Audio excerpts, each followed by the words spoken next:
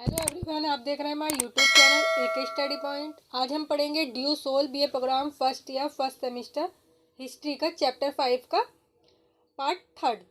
इससे पहले मैंने जैन धर्म पढ़ा था। अब हम पढ़ेंगे बौद्ध धर्म के बारे में।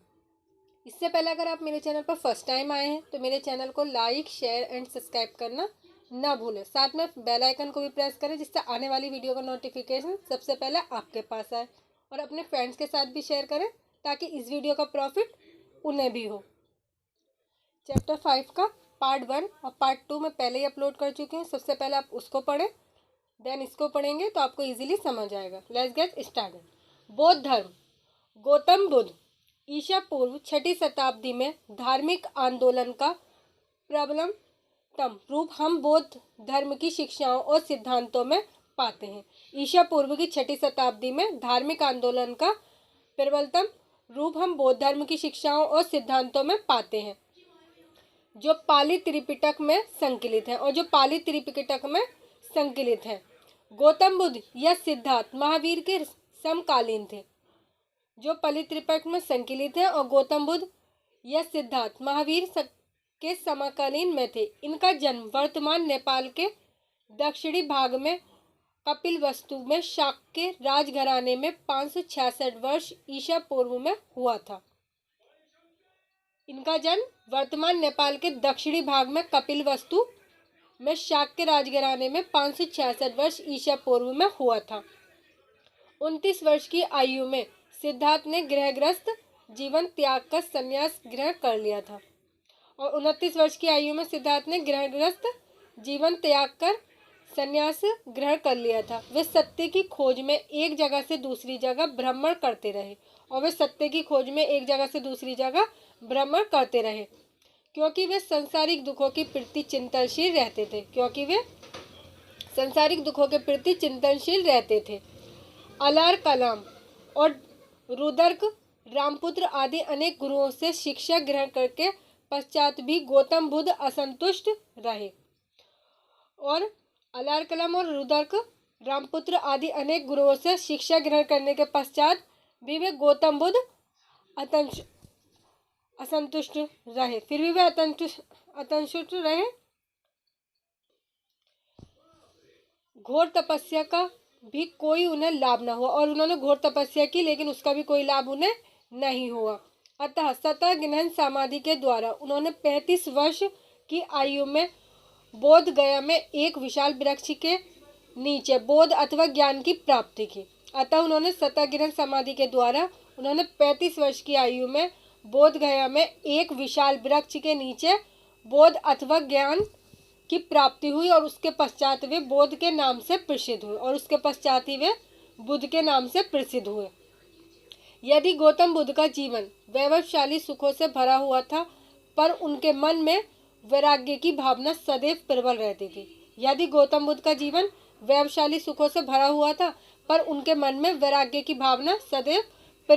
थी। नगर में भ्रमण के समय सिद्धार्थ ने पहले जर्जर शरीर वाला वृद्ध, फिर रोगग्रस्त व्यक्ति और एक मृत व्यक्ति को देखा, जिसके कारण उनके मन में दुख में जीवन की प्राप्ति घोर वितर्षण हुई। नगर में भ्रमण के समय सिद्धार्थ ने पहले जर्जर शरीर वाला वृद्ध, फिर रोगग्रस्त व्यक्ति और एक मृत व्यक्ति को देखा उन्होंने, जिसके कारण उनके मन में दुख में जीवन की प्राप्ति घोर वितर्षण हुई।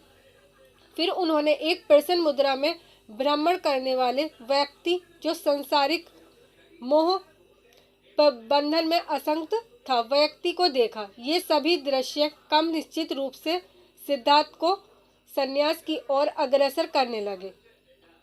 और फिर उन्होंने एक प्रसन्न मुद्रा से भ्रमण करने वाले व्यक्ति जो सांसारिक मोह बंधन से आसक्त था व्यक्ति को देखा। ये सभी दृश्य कम निश्चित रूप से सिद्धार्थ को संन्यास की ओर अग्रसर करने लगे। सांसारिक दुखों ने सिद्धार्थ की मनोवृत्ति पर गहरी छाप डाली और ज्ञान की खोज में निकल पड़े।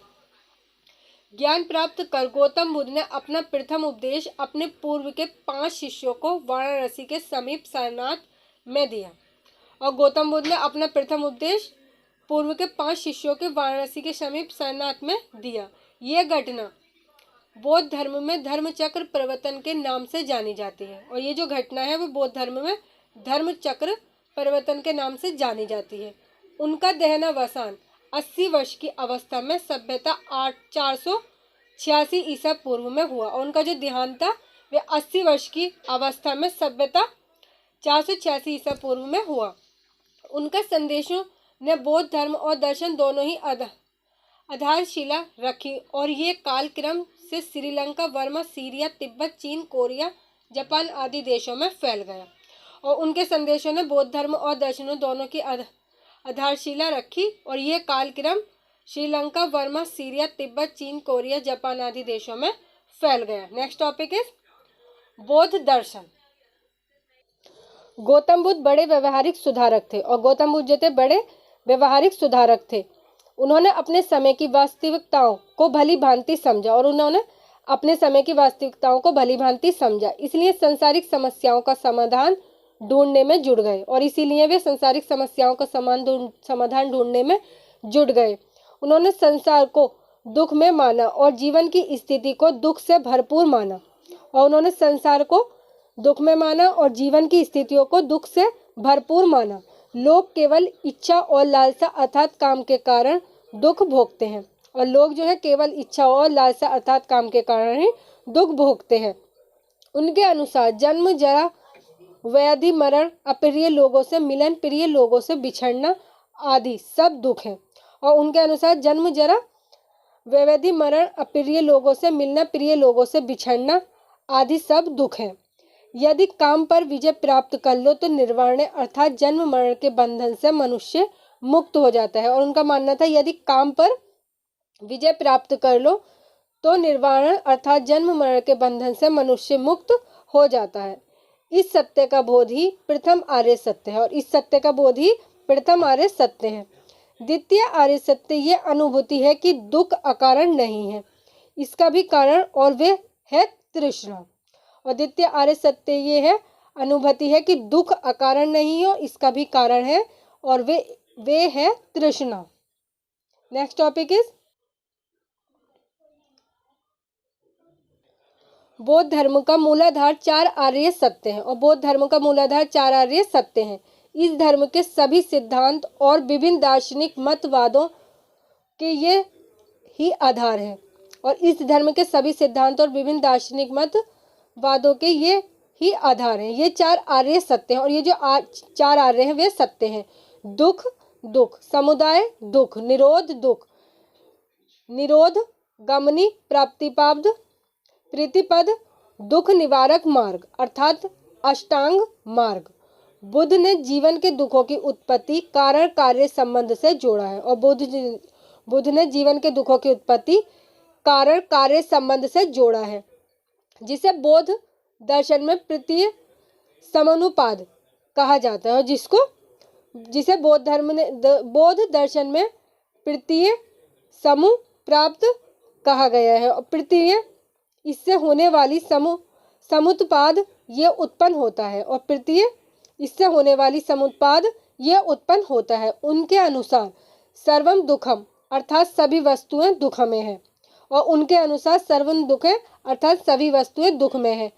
प्राणी के अस्तित्व के कारण ही दुख है और प्राणी के अस्तित्व के कारण ही दुख है। जरा, व्याधि, निराशा आदि इसलिए है कि क्योंकि जन्म है, जन्म भी अकारण नहीं है और जरा, व्याधि, निराशा आदि इसलिए है क्योंकि जन्म है और जन्म भी अकारण नहीं है। इसका कारण है होने की इच्छा या भाव। इसका कारण है होने की इच्छा या भाव। ये भाव लेने की अंध इच्छा का नाम है और ये भाव लेने की अंध इच्छा का नाम है। संसारिक विषयों की प्राप्ति, संसारिक विषयों के प्रति हमारा उत्पादन या आस्तिक की अभिलाषा ही हमारे जन्म प्रवृत्ति का कारण है और संसारिक विषयों की प्राप्ति हमारा उत्पादन या अस्तित्व की अभिलाषा ही हमारे जन्म प्रवृत्ति का कारण है। यह उत्पादन भी हमारी तृष्णा अर्थात शब्द, स्पर्श आदि विषयों को भोगने की इच्छा के कारण है और यह उत्पादन भी हमारी तृष्णा अर्थात शब्द, स्पर्श आदि विषयों के भोगने की इच्छा के कारण है। तृष्णा का कारण हमारे पहले का विषय भोग है। और तृष्णा का जो कारण है वे हमारे पहले का विषय भोग है। इस तृष्णा का कारण वेदना है। और इस तृष्णा का कारण क्या है? वेदना है, जो इंद्रियों के स्पर्श के बिना नहीं होती और जो इंद्रियों के स्पर्श के बिना नहीं होती। स्पर्श के लिए 5 इंद्रियों और मन आवश्यक है। और स्पर्श के लिए 5 इंद्रियों और मन आवश्यक है।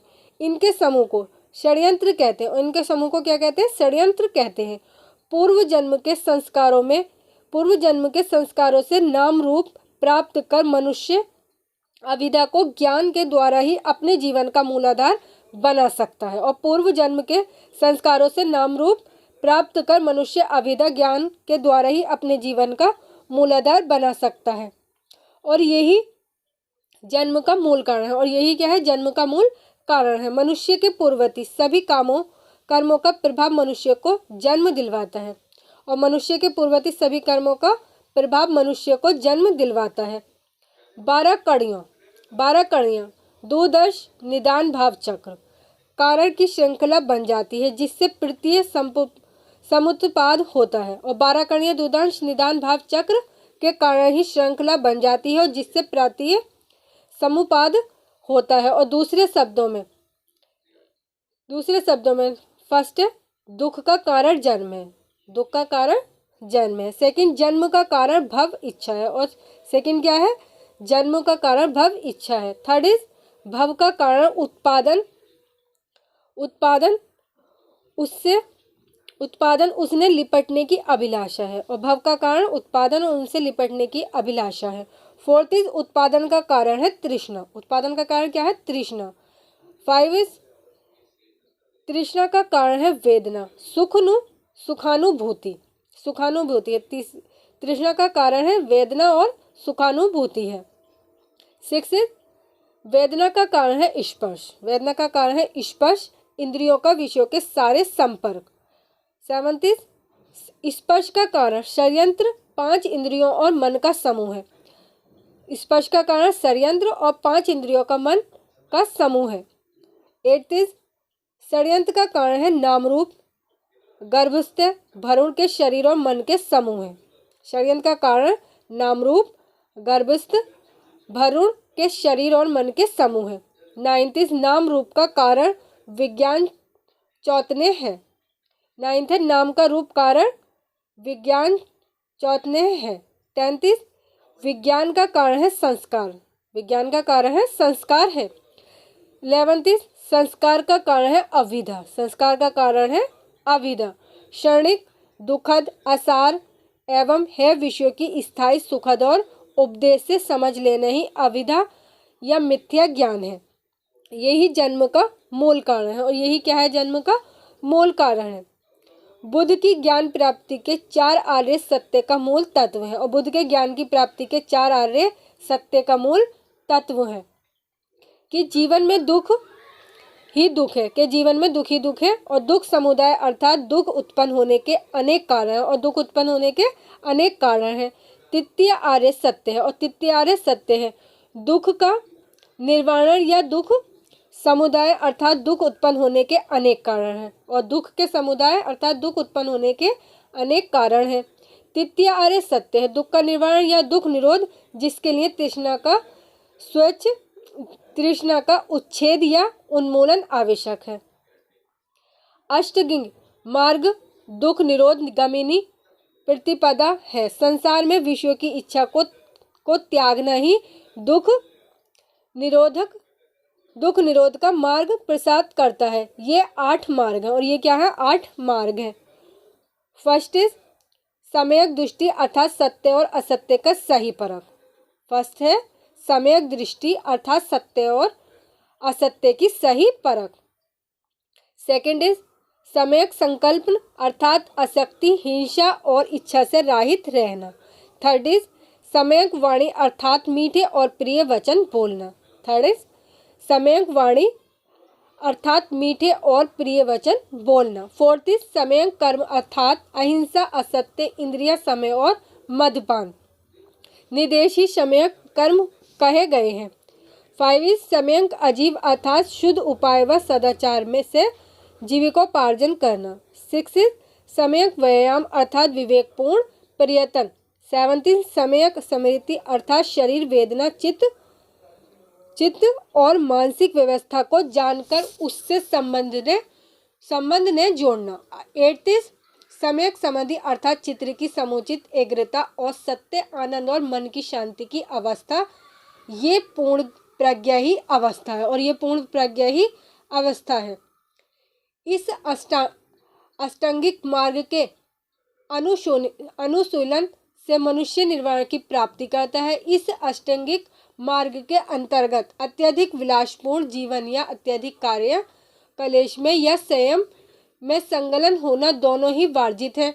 महात्मा बुद्ध ने इस संबंध में मध्यम प्रतिपदा या मार्ग का उपदेश दिया है।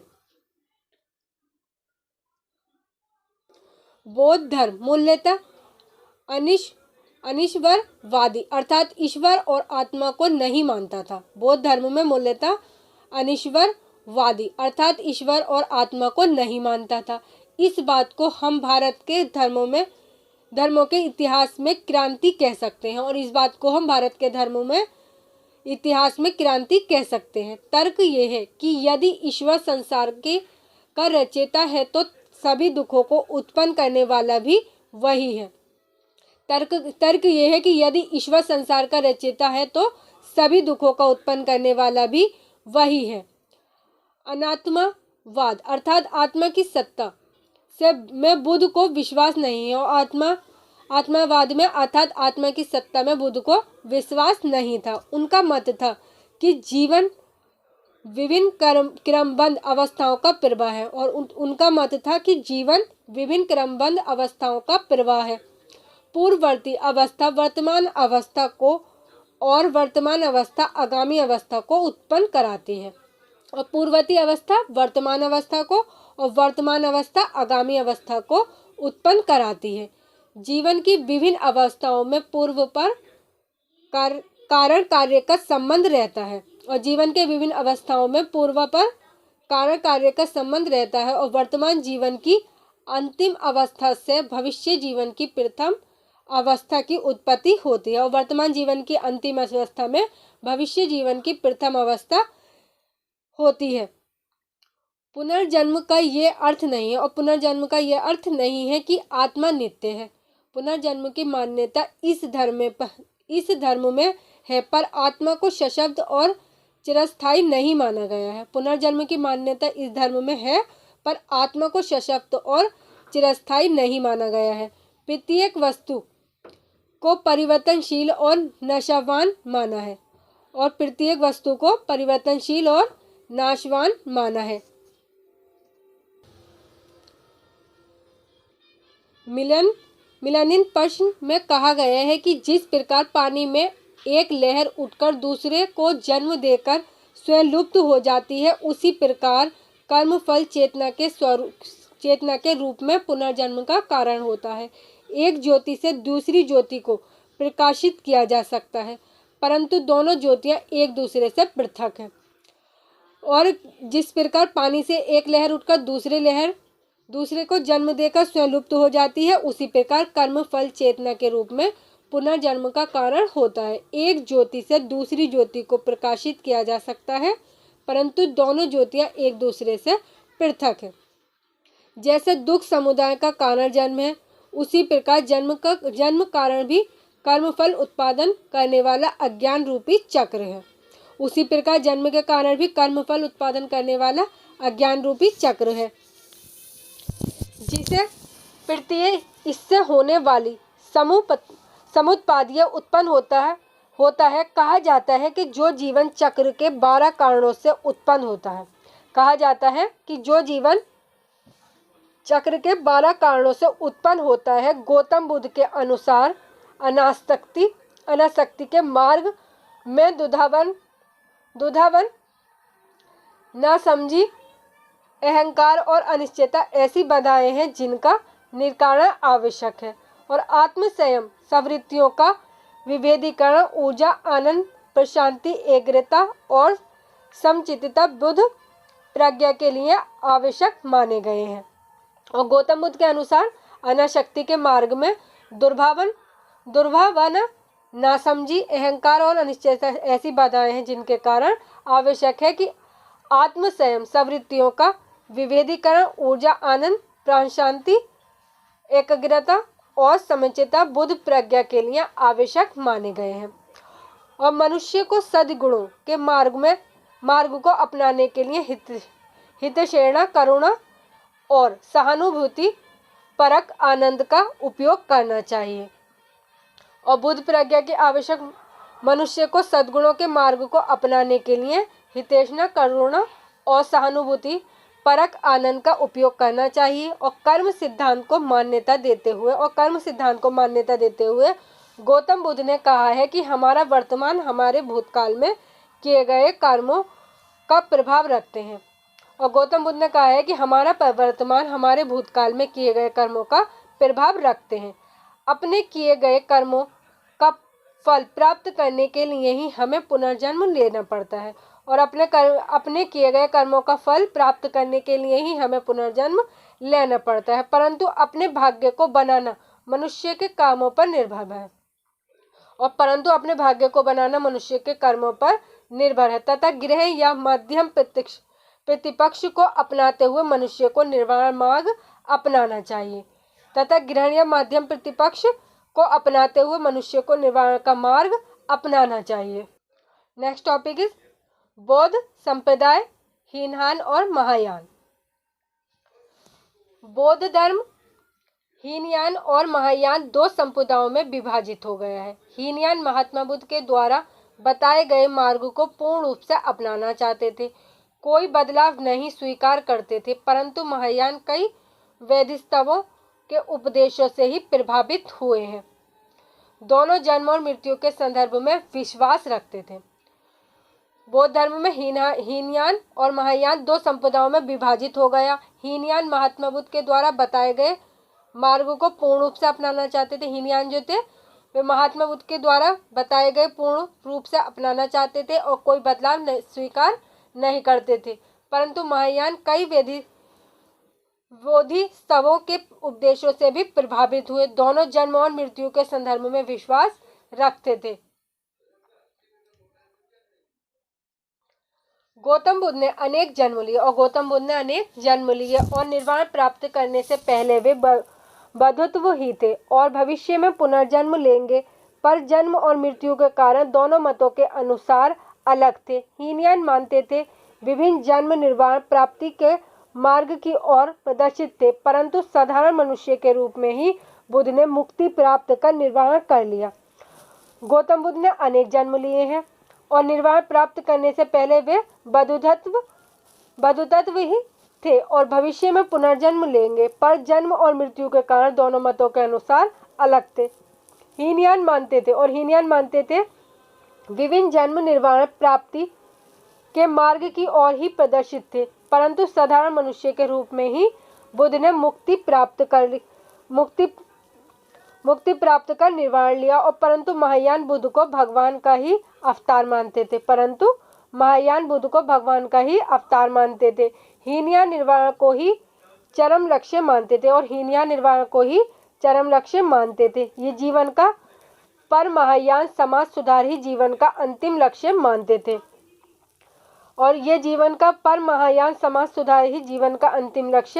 थे। हीनयान निर्वाण को जन्म मृत्यु के बंधन से छुटकारा मानते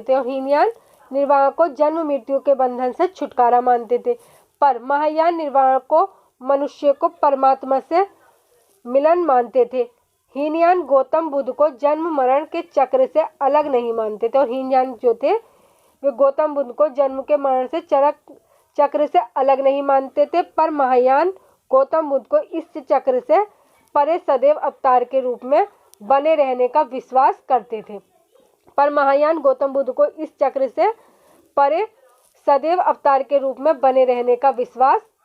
थे। हीनयान सदैव मनुष्य का उत्थान और अच्छे कर्म ही निर्वाण के लिए अनिवार्य मानते थे और हीनयान सदैव ही मनुष्य का उत्थान और अच्छे कर्म के निर्वाण के लिए अनिवार्य मानते थे, पर महायान गौतम बुद्ध के सिद्धांतों में विश्वास और अपने आप को समर्पण करना ही जीवन का मुख्य उद्देश्य मानते थे। और गौतम बुद्ध के सिद्धांतों में विश्वास और अपने आप को समर्पण करना ही वे अपने जीवन का मुख्य उद्देश्य मानते थे। नेक्स्ट टॉपिक इज बौद्ध धर्म के पतन के कारण। कई शताब्दियों तक बौद्ध धर्म भारत में सफल रहा, परंतु अवैध गतिविधियों के कारण बौद्ध धर्म में विभाजन, संस्कृतियों को अपनाने के कारण विवक्षों की अनैतिकता, विहारों की अपार संपत्ति और धर्म का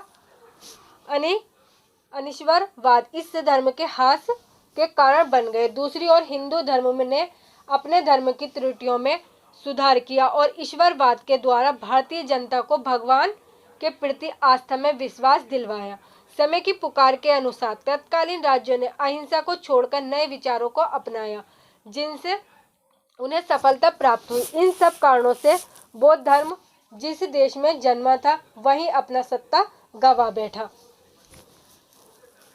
पतन के कारण क्या थे बौद्ध धर्म में? कई शताब्दियों तक बौद्ध धर्म भारत में सफल रहा, परंतु अवैध गतिविधियों के कारण बौद्ध धर्म में विभाजन, संस्कृतियों को अपनाने के कारण विवक्षों की अनैतिकता, विहारों की अपार संपत्ति और धर्म के अनिश्वरवाद इस धर्म के ह्रास के कारण बन गए। दूसरी ओर हिंदू धर्म में अपने धर्म की त्रुटियों में सुधार किए गए और ईश्वरवाद के द्वारा भारतीय जनता को भगवान के प्रति आस्था में विश्वास दिलवाया। समय की पुकार के अनुसार तत्कालीन राज्यों ने अहिंसा को छोड़कर नए विचारों को अपनाया, जिनसे उन्हें सफलता प्राप्त हुई। इन सब कारणों से बौद्ध धर्म जिस देश में जन्मा था वहीं अपना सत्ता गंवा बैठा। नेक्स्ट टॉपिक इज जैन धर्म और बौद्ध धर्म के बीच समानता और विरोधाभास। जैन धर्म और बौद्ध धर्म में बहुत कुछ सामान्य है। जैन धर्म और बौद्ध धर्म में बहुत कुछ सामान्य है। दोनों एक ही समय में आए हैं, दोनों समकालीन थे और दोनों का उद्भव मगध में ही हुआ था दोनों की सामान्य पृष्ठभूमि में आर्य संस्कृति ही थी। दार्शनिक मतों में दोनों की संस्थापकों में समानता थी और दोनों वेदों की प्रामाणिकता और वैदिक पुरोहितों को नकारते थे और दोनों ही वेदों को प्रामाणिकता और वैदिक पुरोहितों को नकारते थे। दोनों धार्मिक अनुष्ठानों और औपचारिकताओं की आलोचना करते थे और दोनों ही धार्मिक अनुष्ठानों और औपचारिकताओं की आलोचना करते थे और दोनों पशुवध की निंदा करते थे। दोनों ही अनिश्वरवाद है। जैन धर्म स्वयं को अपना भाग्य विधाता मानते हैं। दोनों के लिए जन्म पर आधारित भेदभाव निरर्थक है। दोनों ही अहिंसा के प्रबल समर्थक थे और दोनों ही जन्म पर आधारित भेदभाव निरर्थक है और दोनों ही अहिंसा के प्रबल समर्थक हैं। दोनों पुनर्जन्म में विश्वास करते हैं और कर्मवाद में विश्वास रखते हैं और दोनों ही पुनर्जन्म में विश्वास करते हैं और कर्मवाद में विश्वास रखते हैं। दोनों जीवन की दुखालय मानकर सेवा पर बल देते हैं और दोनों ही दुखालय मानकर सेवा पर बल देते हैं। इन समानताओं के बावजूद दोनों धर्मों में बुनियादी बातों पर तीव्र मतभेद है और इन समानताओं के बावजूद दोनों धर्मों में बुनियादी बातों पर तीव्र मतभेद है। जैन धर्म आत्मदान को महिमा देता है और जैन धर्म आत्मदान को महिमा देता है, पर बौद्ध धर्म मध्य मार्ग अपनाने को प्रेरित करता है। बौद्ध धर्म आत्मा की सत्ता नहीं मानता और बौद्ध धर्म आत्मा की सत्ता को नहीं मानता। जैन धर्म विश्व के पदार्थ अथवा कण में आत्मा जीव का निवास मानता है। दोनों ही मुक्ति और निर्वाण की धारणाओं में मतभेद है और दोनों ही मुक्ति और निवारण की धारणाओं में मतभेद है। दोनों के मठों और विहारों की भूमिका, महत्ता और संरचना में अत्यधिक भेद है और दोनों में ही मठों और विहारों की भूमिका, महत्ता और संरचना में अत्यधिक भेद है, किंतु दोनों महाचार्य ने मानव विचारधारा, संस्कृति, साहित्य और कला पर अमिट प्रभाव डाला है और दोनों ने ही मठों और विहारों की भूमिका, महत्ता और संरचना में अधिक भेद है और किंतु दोनों ही महाचार्य ने मानव विचारधारा, संस्कृति, साहित्य और कला पर अमिट प्रभाव डाला है।